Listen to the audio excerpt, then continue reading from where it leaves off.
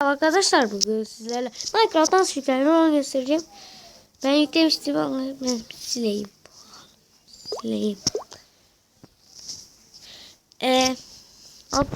Update denen şey var. Burada şu an. Onun linkini vereceğim aşağıda.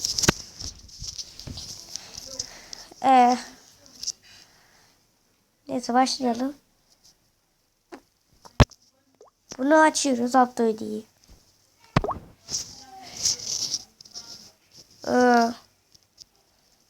Buradan şey yazıyorsun buraya. Minecraft bir. Evet çıkacaktır burada. Evet. Çıktı. Pocket Edition'da yazalım. Minecraft Pocket Edition.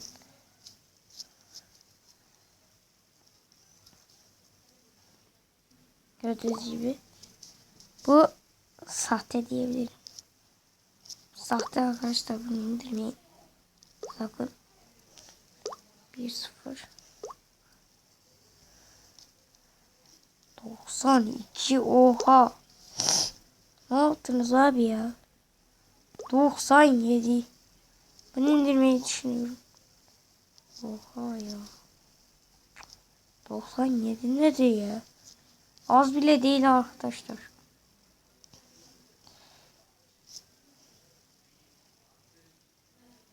Al yapacağım bu videoyu.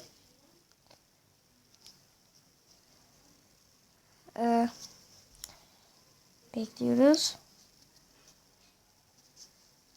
Neyse arkadaşlar, görüşürüz. Kendinize bakın. Abone olmayı, like atmayı, beğenmeyi de unutmayın. Görüşürüz.